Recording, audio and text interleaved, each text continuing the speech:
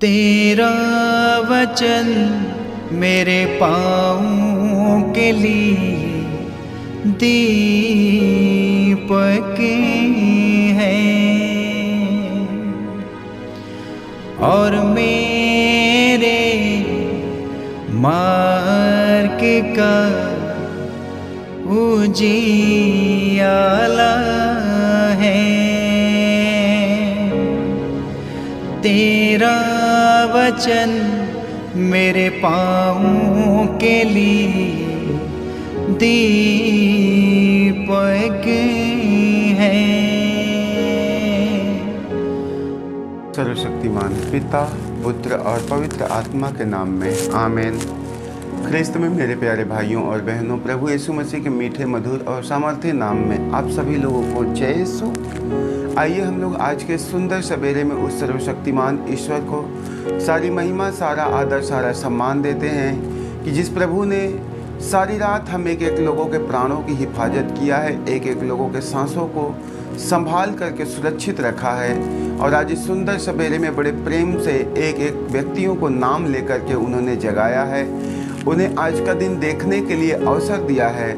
हम प्रभु के इस भले कामों के लिए उन्हें धन्यवाद देंगे, अपने पूरे परिवार के लिए धन्यवाद देंगे, अपने पूरे पास पड़ोसियों के लिए, हित रिश्तेदारों के लिए उन्हें धन्यवाद देंगे, क्योंकि यह अति आवश्यक है। संसार में बहुत सारे धर्मी व्यक्ति थे, बहुत सारे ऐसे लोग थे जो ईश्वर को प्रतिदिन धन्यवाद दिया करते थे, लेकिन शायद उनके जीवन से ये अवसर अब नहीं मिल सकता। वे इस संसार से चले गए, लेकिन प्रभु ने आज भी हमें और आपको सुरक्षित रखा है और ये कृपा हमें प्रदान किया है कि हम लोग उनके नाम की महिमा कर सके। इसलिए सारा आदर, सारा सम्मान हम उस प्रभु को देंगे। और इस समय इस सुंदर सवेरे में प्रभु के पवित्र और जीवंत वचन पर मनन चिंतन करेंगे, क्योंकि ईश्वर का वचन हमारी आत्मा का भोजन है और उस आत्मिक भोजन के बिना हम दुर्बल और कमज़ोर पड़ने लगते हैं। इसलिए आइए हम लोग बड़े भक्ति के साथ में प्रभु के वचन को सुनेंगे।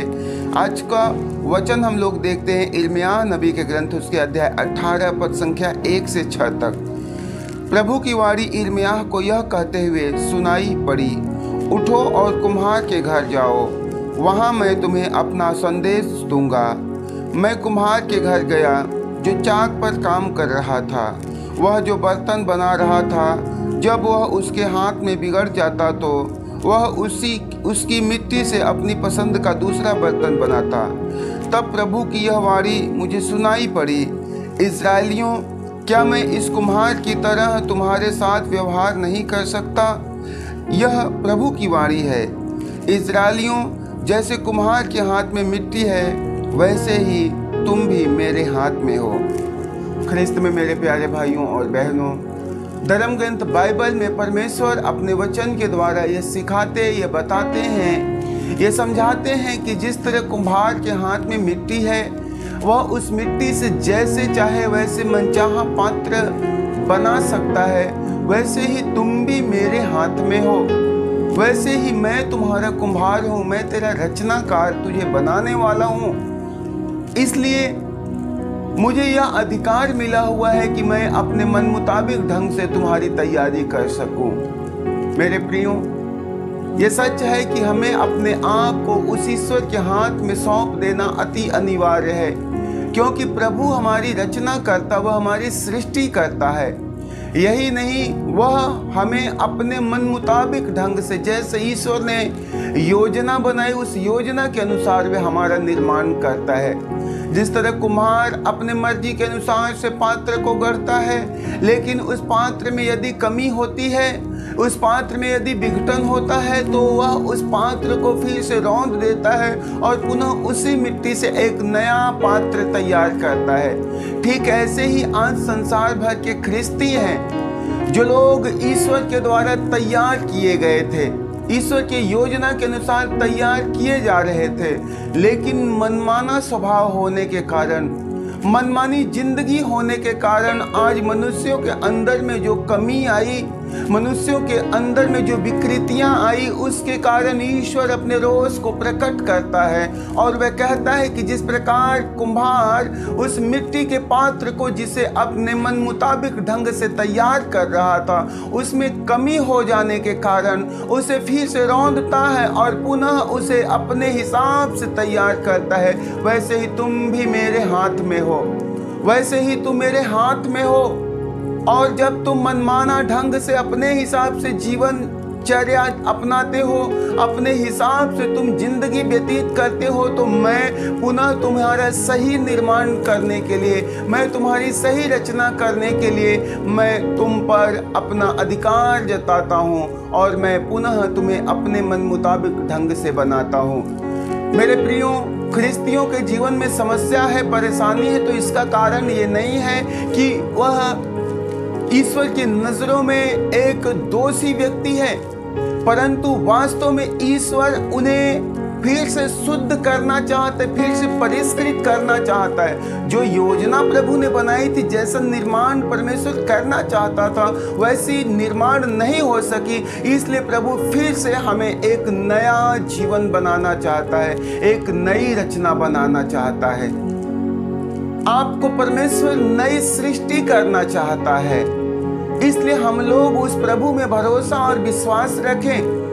थोड़ी दुख, थोड़ी परेशानी, थोड़ी समस्या हमारे जीवन में हमें नष्ट नहीं कर देगी, हमें परेशान नहीं कर देगी, लेकिन हमें उस ईश्वर में धैर्य बना करके रखना है जो हमारे लिए भली एवं उत्तम योजना जानता है, जो हमारे लाभ की योजना जानता है, हमारे हानि की नहीं। तो इसलिए हमें अपना जीवन उसके हाथ में दे देना है और प्रतिदिन प्रभु से कहना है कि हे प्रभु, तू अपने दास को अपने मन मुताबिक ढंग से तैयार कर और अपनी इच्छा एवं योजना के अनुसार इस्तेमाल कर।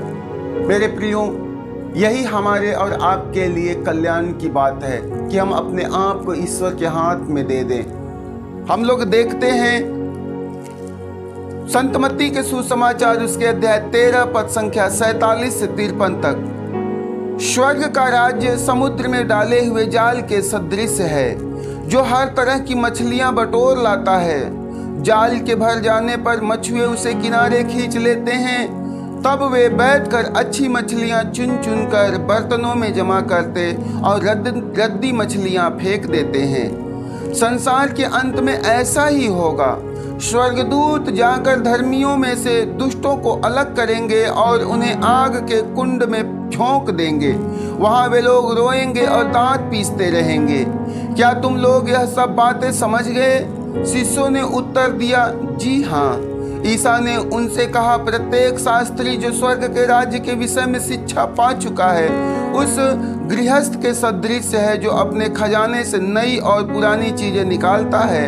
इस दृष्टांतों के समाप्त होने पर ईसा वहां से चले गए।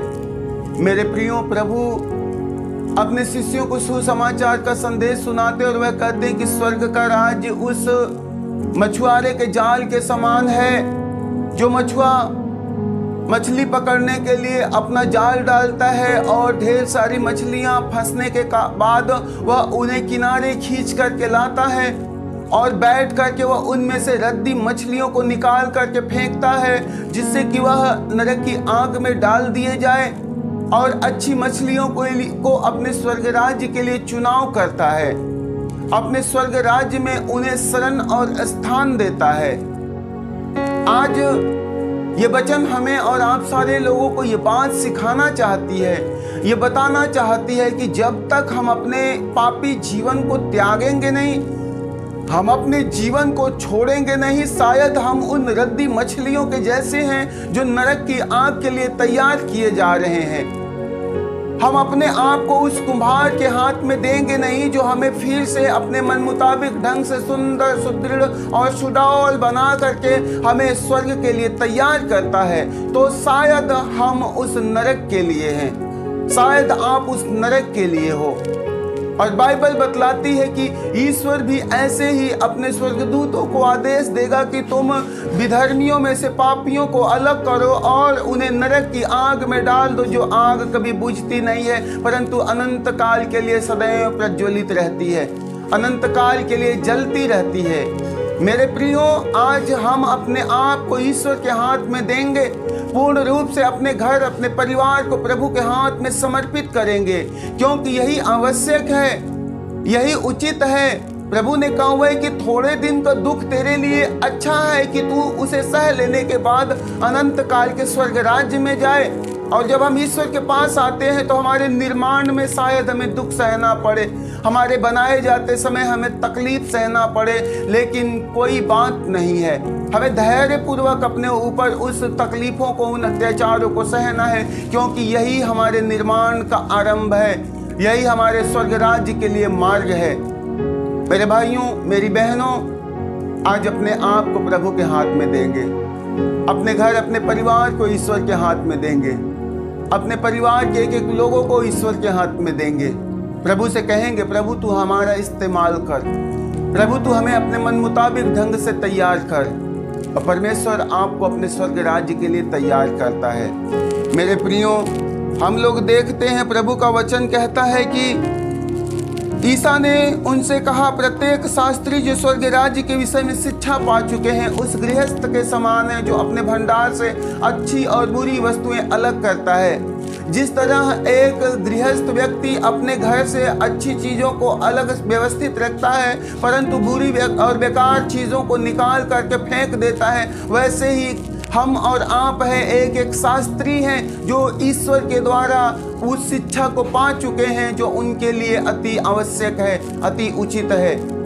मेरे प्रियो, आज जब हम लोग इस वचन को सुन रहे हैं तो हमारा ये उत्तरदायित्व है, हमारी ये जिम्मेदारियां हैं कि हम भी अपने भंडार से भली चीज़ों को व्यवस्थित ढंग से रख लें और सारी बुरी और बेकार नकारा चीज़ों को निकाल करके फेंक दें, क्योंकि ये चीज़ें हमें विनाश की ओर लेकर के जाएगी, ये चीज़ें हमें नाश की ओर लेकर के जाएगी। इसलिए अपने आप को सदैव जांचते और परखते रहेंगे। हम लोग देखते हैं कि मनुष्य अपने जीवन काल में जो भी कार्य करता है उसे उसके अनुरूप फल मिलता है। यदि वह पुण्य कार्य करता है तो उसे स्वर्ग राज्य का पुरस्कार प्राप्त होता है, और बुरा कार्य करता है तो उसे नरक दंड का फल प्राप्त होता है। मेरे प्रियो, ये सच है।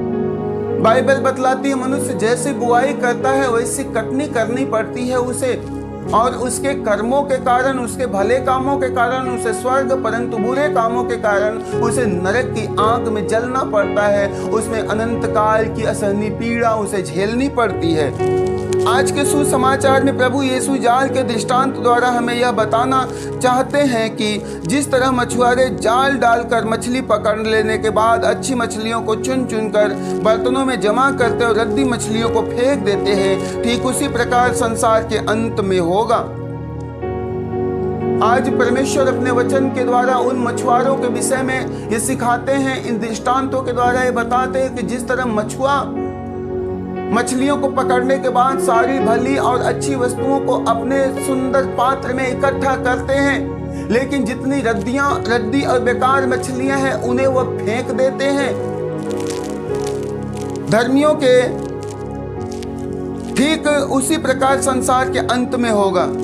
ठीक उसी प्रकार जैसा मछुए करते हैं, मछली पकड़ने के बाद वह अंत में अच्छी और बुरी मछलियों का चुनाव करते हैं और उनके स्वभाव के कारण उनको उपयुक्त स्थान देते हैं। सृष्टि के अंत में, संसार के अंत में ऐसा ही होगा।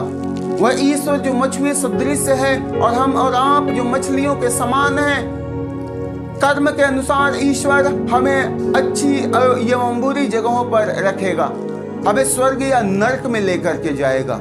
इसलिए अपने कर्मों का पूरा लेखा रखें और अपने कर्मों को विशेष करके ध्यान से जांचते और परखते हुए एक पवित्र और ईमानदार जीवन बिताएं। मेरे प्रियो, धर्मियों के बीच से दुष्टों को अलग कर दिया जाएगा और उन्हें न बुझने वाली आग के महाकुंड में झोंक दिया जाएगा। इस जीवन में जितना हो सके उतना पुण्य कमा लेना चाहिए।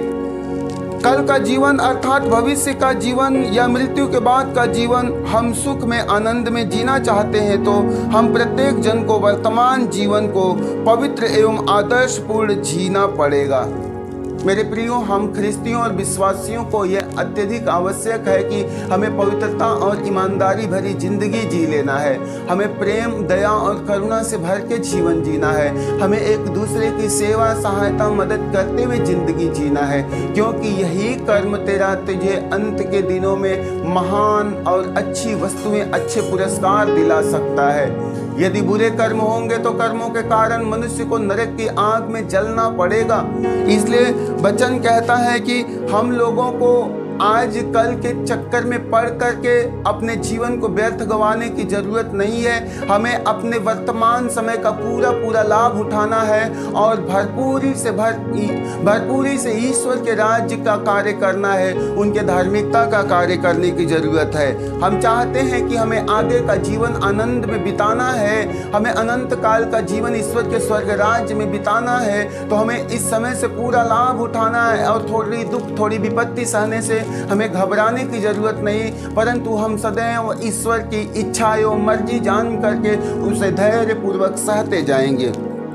तो हम प्रत्येक जन को वर्तमान जीवन को पवित्र एवं आदर्श पूर्ण जीना पड़ेगा, क्योंकि हमारा भविष्य वर्तमान पर निर्भर करता है। इसलिए कहा जाता है, जैसी करनी वैसी भरनी, जैसा बोएंगे वैसा ही हम काटेंगे।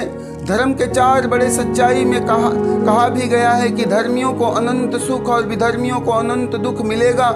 हम ईश्वर से प्रार्थना करें कि अच्छे मनुष्य बनने के लिए वे हमारी मदद और सहायता करें। मेरे प्रियो, हमें ईमानदारी से भर करके जीवन बिताने की जरूरत है। हमें ईश्वर के वचन पर चलने की जरूरत है, क्योंकि यही हमारे लिए अति आवश्यक है। प्रभु का वचन कहता है, जैसी करनी वैसी भरनी, जैसी बुआई वैसी कटाई। इसलिए हमारा भविष्य हमारे वर्तमान पर निर्भर रहता है। यदि हम अपने भविष्य में सदा अच्छी चीज़ें बुआई करते हैं, हम वर्तमान में अच्छी चीज़ें बोते हैं, तो हम भविष्य में सदा अच्छे ही फसल लूनेंगे। लेकिन यदि हमारा वर्तमान ही बुरा है तो भविष्य भी हमारा उससे भी ज़्यादा महागर्त में जाने वाला है। इसलिए आप सारे लोग उस प्रभु से प्रार्थना करेंगे कि प्रभु हमें सामर्थ्य दीजिए, प्रभु हमारी सहायता, हमें मदद कीजिए कि हम सदा तेरे प्रेम, तेरे दया, तेरे करुणा से भर के एक पवित्र और ईमानदारी भरी जिंदगी जी सके। क्योंकि प्रभु तेरी कृपा ना हो तो मनुष्य अपने वासनाओं, अभिलाषाओं के चंगुल में फंस करके वह दिन प्रतिदिन विनाश के मार्ग में गिरता जाता है, दलदल में धंसता जाता है। इसलिए आज ये आवश्यक है, प्रभु यदि तू कृपा करे तो तू मुझे नरक से भी निकाल सकता है।